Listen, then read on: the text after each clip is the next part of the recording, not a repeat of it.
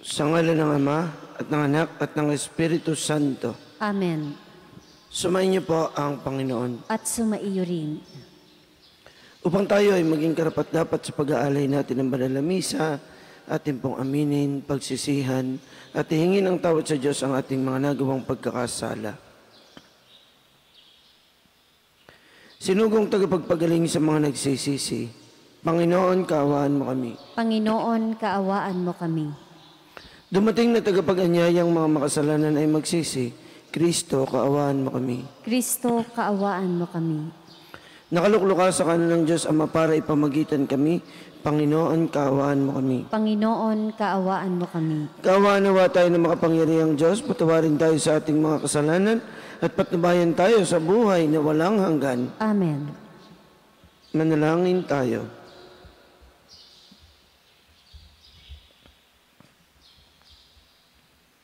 Ama naming makapangyarihan, gawin mong lagi naming matapat na sundin ang loob mo upang kami wagas na makapaglingkod sa iyo.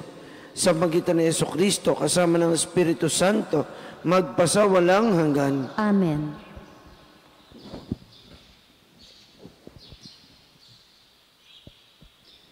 Pagbasa mula sa sulat ni Apostol San Pablo sa mga taga-Roma. Mga kapatid, alam kong walang mabuting bagay na nanahan sa akin. Ibig kong sabihin sa aking katawang makalaman. Kayang-kaya kong magnasa ng mabuti. Hindi ko lang magagawa ang mabuting ninanasa ko. Sapagkat hindi ko ginagawa ang mabuting ibig ko, kundi ang masamang hindi ko ibig ang siya kong ginagawa. Kung ginagawa ko ang hindi ko ibig, hindi na ako ang may kagagawa nito, kundi ang kasalanang nananahan sa akin. Ito ang natuklasan ko. Kapag ibig kong gumawa ng mabuti, ang masama ay malapit sa akin. Sa kaibuturan ng aking puso, ako'y nalulugod sa kautusan ng Diyos. Subalit nararamdaman kong may ibang tuntunin sa mga bahagi ng aking katawan at ito'y salungat sa tuntunin ng aking isip. Dahil dito, ako'y naaalipin ng kasalanang nananahan sa mga bahagi ng aking katawan. Kahabag-habag ang kalagayan ko. Sino ang magliligtas sa akin sa katawang ito na nagdudulot sa akin ng kamatayan? Ang Diyos sa pamamagitan ni Jesucristo na ating Panginoon. Salamat sa Kanya. Ang salita ng Diyos. Salamat sa Diyos. Salmong tugunan. Poon, ituro mo sa akin ang utos mo upang sundin. Poon, ituro mo sa akin ang utos mo upang sundin. Ako'y bigyan mo ng dunong ng tunay na karunungan.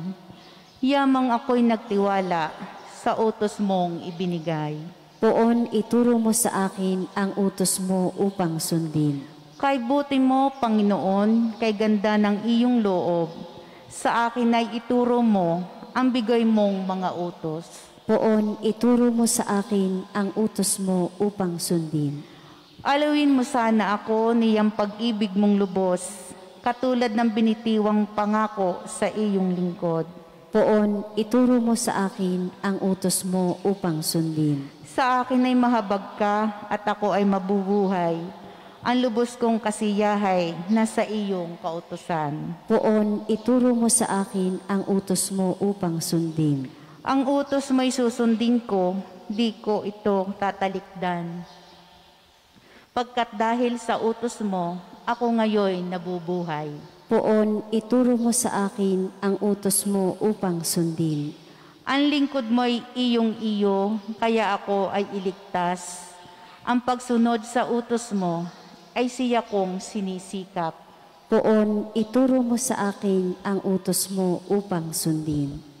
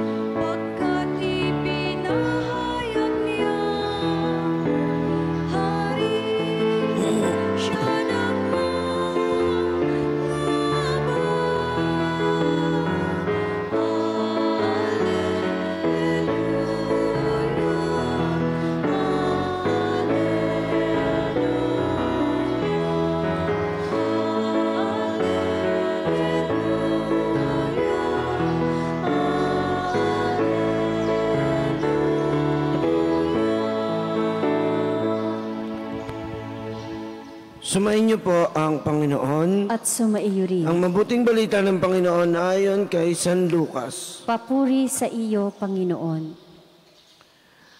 Noong panahong iyon, sinabi ni Jesus sa mga tao, kapag nakita ninyong makapal ang ulap sa kanluran, sinasabi ninyong uulan, at gayon nga ang nangyayari.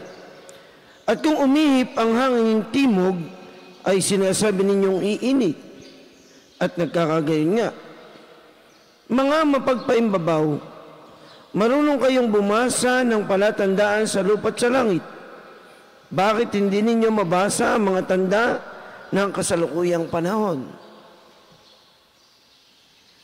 Bakit hindi ninyo mapagpasyahan kung alin ang matuwid? Kapag isinakdal ka sa hukuman, makipag-ayos ka sa nagsakdal habang may panahon. Baka kalad ka rin kanya sa hukuman at ibigay ka ng hukom sa tanod at ibilanggo ka naman ito. Sinasabi ko sa inyo, hindi ka makalalabas doon hanggat hindi mo nababayaran ang kahuli-hulihang sentimo. Mga kapatid, ang mabuting balita ng Panginoon. Pinupuri ka namin, Panginoong Hesukristo.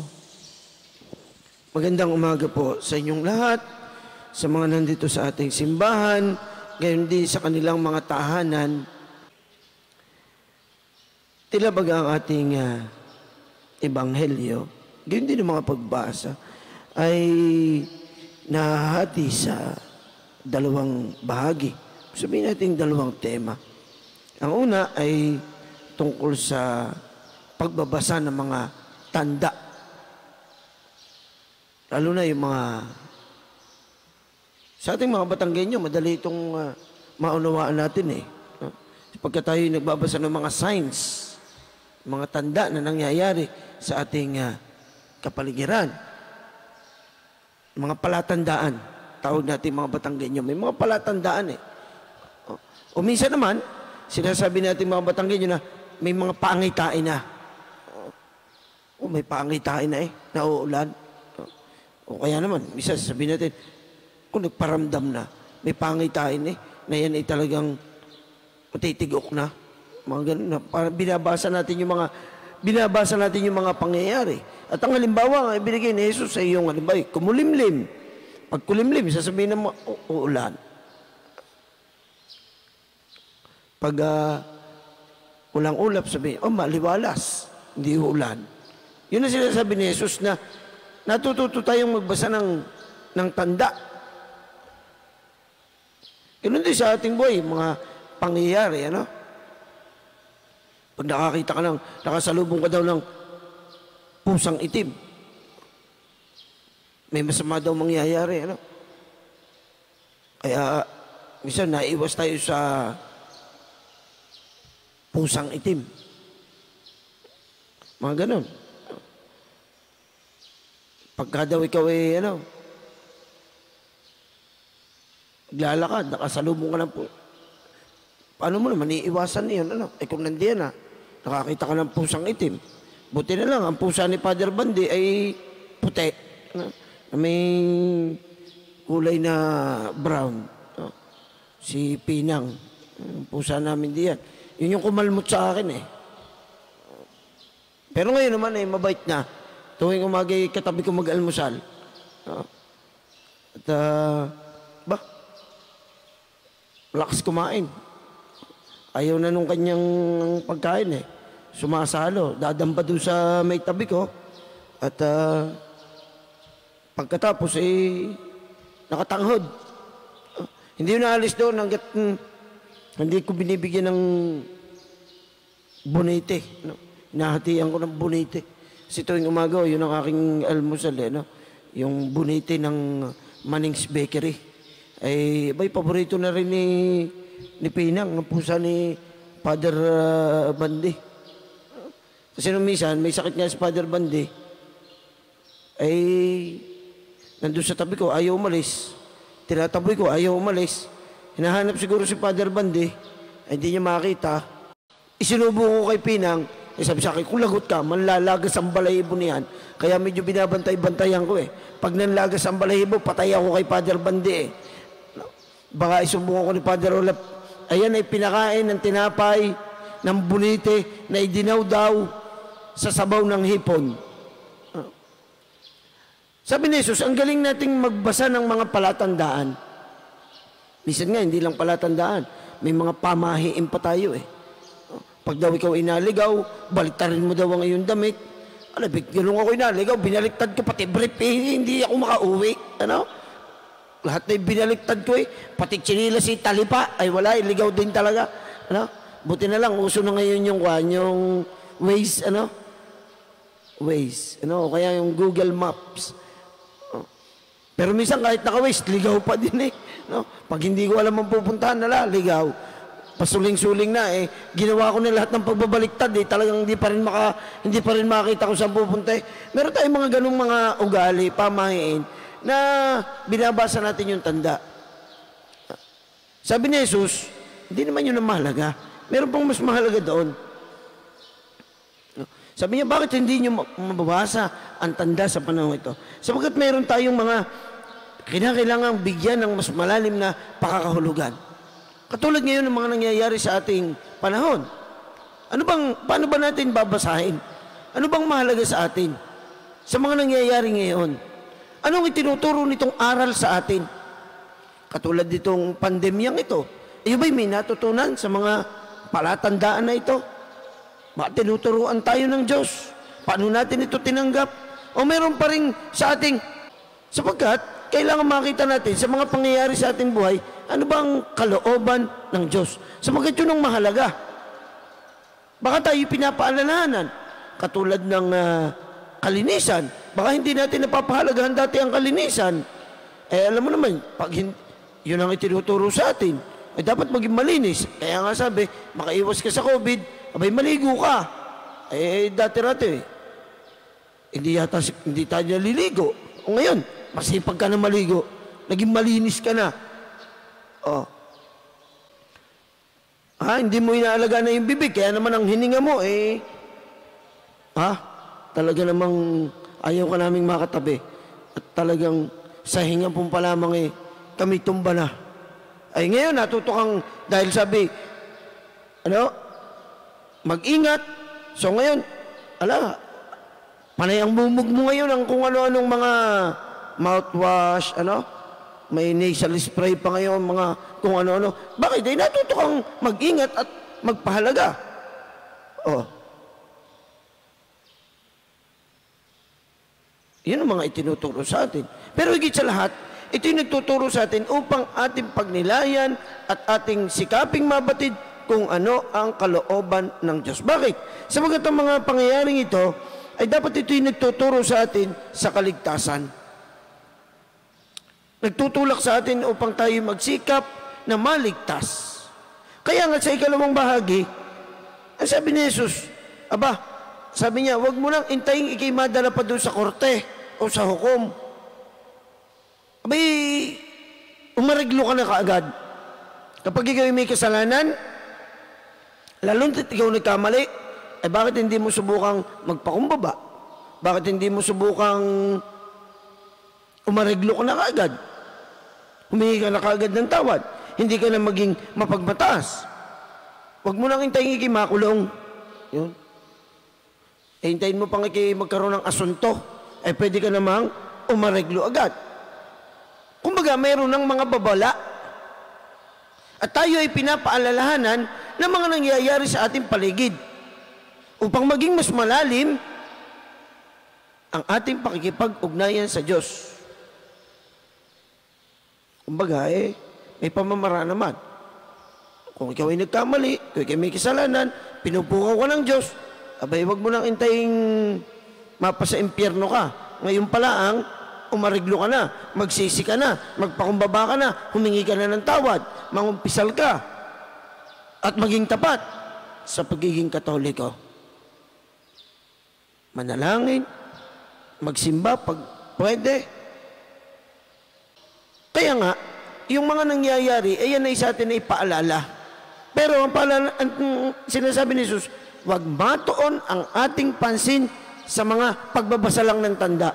Iyan ay may itinuturong malalim na aral para sa atin. At yun ang dapat nating palagahan. Kumbaga, tayo mga Batanggenyo, wag tayong maniwala sa mga pamahiin. Daming-dami kasi natin pamahiin eh. Kaya minsan nagkakaproblema tayo. Kahit halimbawa doon sa paglilibing, nagkakaproblema sa pag-i-schedule. Dahil ng halimbawa ay taga doon. Hindi na raw idadaan sa simbahan. Dahil ng pag-idinaan pa daw sa simbahan, babalik daw. Pag iyon, bawal daw bumalik. Diyos ko, kahit pa yung patay magpabalik-balik masama doon. No? Pero ayaw ng pamilya. Alam, Father, di na namin dadaan sa simbahan. Ay doon na lang ang misahan kung saan at bawal bumalik. Mga pamaing, bawal maglibing pag Lunes. Karamihan sa mga pastaskil ito yung Lunes. Libing agad. Sabihin hindi natin dapat pahalagan yung mga pamahiin. Alin na mas mahalaga? Yung ating pananampalataya. Yung ating pag-ibig sa Diyos. At wala tayong ibang paniniwalaan na taasahan, kundi ang Diyos. Hindi yung mga tanda at mga pamahiin at mga maling kaugalian. Yun ang tinuturong aral sa atin. Kaya nga sa ating pagninilay, sa mga salita ni Jesus, sa umagang ito, wag tayong maging mapagpaimbabaw. Baka katulad tayo ng mga Pariseo na ang tinitingnan lang yung mga tanda, yun ang pinapahalagahan, hindi pinapahalagahan kung ano ang tunay na kalooban ng Diyos. At yun ang dapat nating paniniwalaan at susundin. Sinasabi ng Panginoon na maging handa tayo sa araw ng kanyang pagbabalik. Dumulog tayo sa mahabang nananalangin, naghahanda at naghihintay sa pagdating ng Panginoon. Panginoon, dinggin mo ang aming panalangin. Panginoon, dinggin mo ang aming panalangin.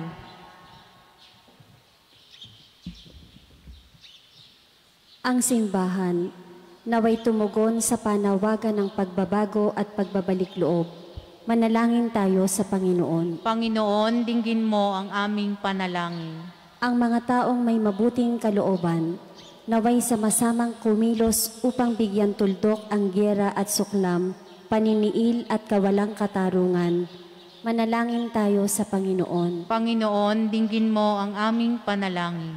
Tayo naway mas higit na maging mulat sa presensya ni Kristo sa gitna ng mahihirap at nagdurusa. Manalangin tayo sa Panginoon. Panginoon, dinggin mo ang aming panalangin. Ang mga may sakit, naway mabigyan ng lakas at pag-asa. Manalangin tayo sa Panginoon. Panginoon, dinggin mo ang aming panalangin. Ang ating mga kaibigan at kamag-anak na yumao, naway tumanggap ng walang hanggang kaligayahan sa piling ni Kristo. Manalangin tayo sa Panginoon. Panginoon, dinggin mo ang aming panalangin.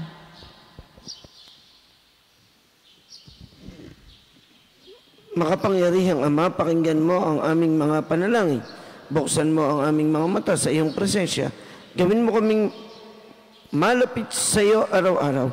Hinihiling namin ito sa magitan ng Jesucristo na aming Panginoon. Amen.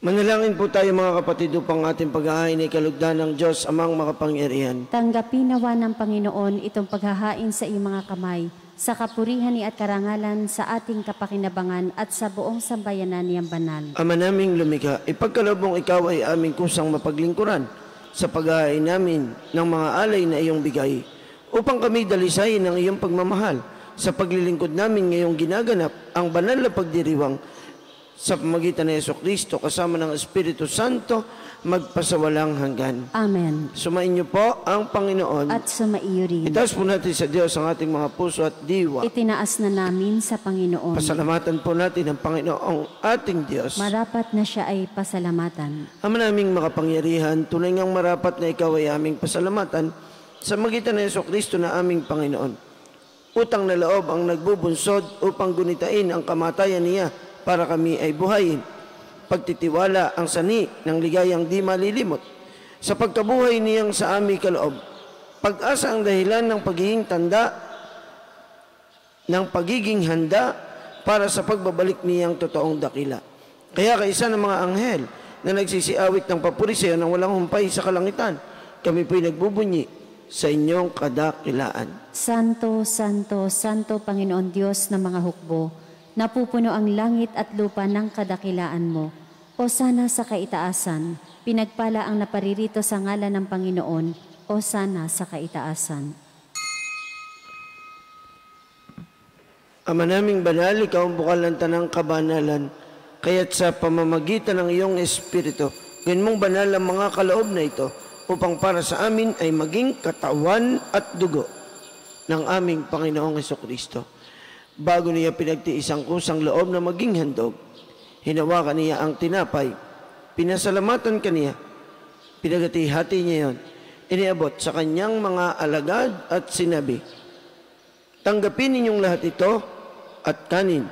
Ito ang aking katawan na ihandog para sa inyo.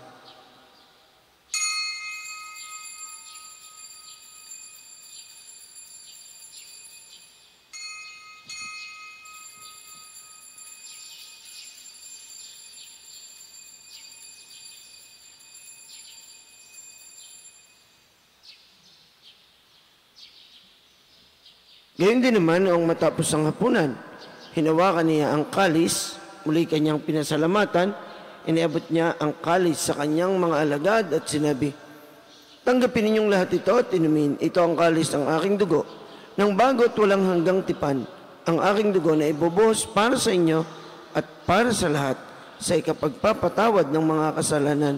Gawin ninyo ito sa pag-alaala sa akin.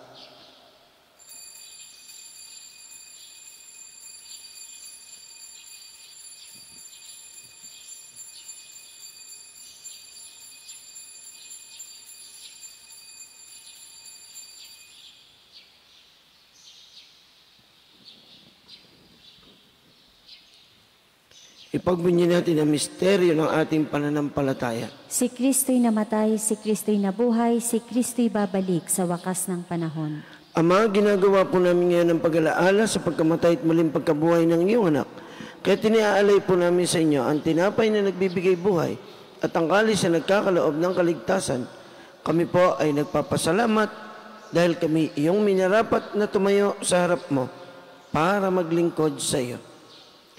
Isinasamo po namin kaming magsasalo-salo sa katawan at dugo ni Kristo ay mabuklod sa pagkakaisa sa pamamagitan ng Espiritu Santo. Ama, lingapin po ninyo ang inyong simbahang laganap sa buong daigdig. Puspusin po ninyo kami sa pag-ibig. Kaisa ni Francisco na aming Santo Papa, ni Gilbert na aming obispo, na lahat naming mga obispo at ng tanang kaparian. Alalahanin po ninyo ang mga kapatid naming nahimlay nang may pag-asang sila'y muling mabubuhay. Gayon din ang lahat ng mga pumanaw na. Kaawaan po ninyo sila at patuloyin sa inyong kaliwanagan. Kaawaan po ninyo at paging dapatin kaming lahat na makasalo sa inyong buhay na walang wakas. Kaisa ng mahal na Bereng Maria na ina ng Diyos at ni San Jose na kanyang kalinis-linisang esposo. Kaisa ng mga apostol at mga martir. Kaisa ni na San Jose Marelo, San Lorenzo Ruiz, San Pedro Calungsod, at ng lahat ng mga banal na namuhay dito sa daigdig ng kalugod-lugod sa inyo. May pagdiwang nawa namin ang pagpupuri sa ikararangal mo sa magitan ng iyong anak na aming Panginoong Jesucristo. Sa pamamagitan ni Kristo, kasama niya at sa Kanya, ang lahat ng parangal at papuri ay sa inyo, Diyos amang makapangyarihan, kasama ng Espiritu Santo, magpasawalang hanggan.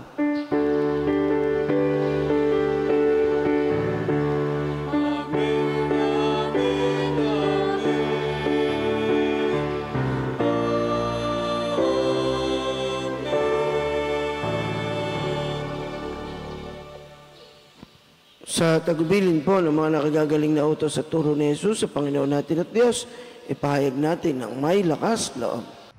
Ama namin, sumasalangit ka, sambahin ang ngalan mo, mapasa amin ang kaharian mo, sundin ang loob mo dito sa lupa para nang sa langit. Bigyan mo kami ngayon ng aming kakanin sa araw-araw at patawarin mo kami sa aming mga sala para nang pagpapatawad namin sa nagkakasala sa amin at huwag mo kaming ipahintulot sa tukso at iadya mo kami sa lahat ng masama. Hinihiling po namin na kami iadya sa lahat ng masama. Pagkalooban ng kapayapaan araw-araw, iligtas sa kasalanan at ilayo sa lahat ng kapahamakan.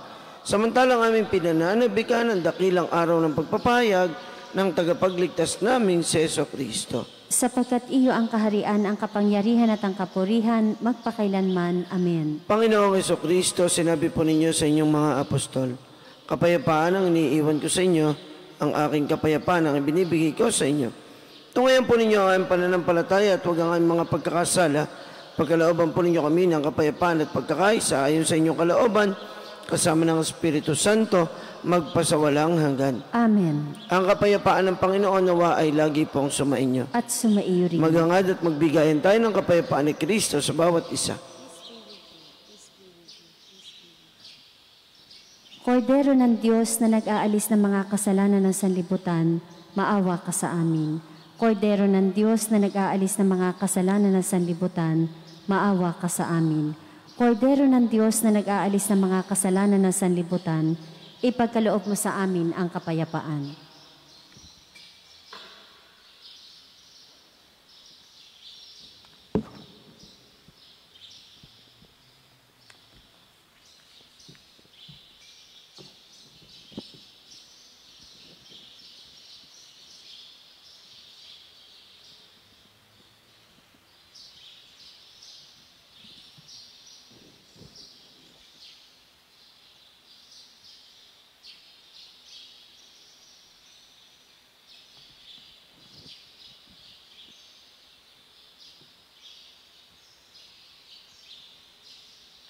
Ito po ang kordero ng Diyos, ang ating Panginoong Jesucristo, na siyang mag-aalis at magpapatawad ng ating mga kasalanan. Mapapalad tayong inaanyayahang magkasalo sa kanyang banal na piging. Panginoon, hindi ako karapat-dapat na magpatuloy sa iyo, ngunit sa isang salita mo lamang ay gagaling na ako. Ang katawan ni Kristo. Amen. Panginoong Jesus, ako ay nananalig na ikaw ay nasa kabanal-banalang sakramento sa altar. Iniibig kita ng higit sa lahat at minimithi kong tanggapin ka sa paraang espiritual dahil hindi ko kayang tanggapin sa panahon ngayon ang iyong katawan at dugo sa banal na sakramento. Kahit man lang sana ay matanggap kita sa paraang espiritual sa aking puso. Niyayakap kita na para bang andito ka na talaga sa aking puso at iniaalay ko ng buong puso ang aking sarili sa iyo. Huwag mong pahintulutang mawalay ako sa iyo. Amen. Manalangin tayo.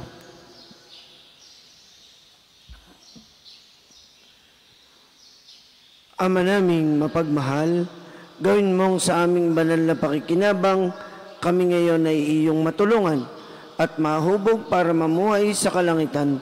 Sa pamamagitan ni Jesucristo, kasama ng Espiritu Santo, magpasawalang hanggan. Amen. Sumainyo po ang Panginoon. At sumaiyo At rin. nawa ay pagpalain po kayong lahat ng makapangyarihan at lubang mapagmahal nating Diyos, ng Ama at ng Anak at ng Espiritu Santo. Amen. Ang banal na misa ay naialay na. Humayo kayong taglay ang pag-ibig ng ating Panginoong Jesucristo. Salamat sa Diyos.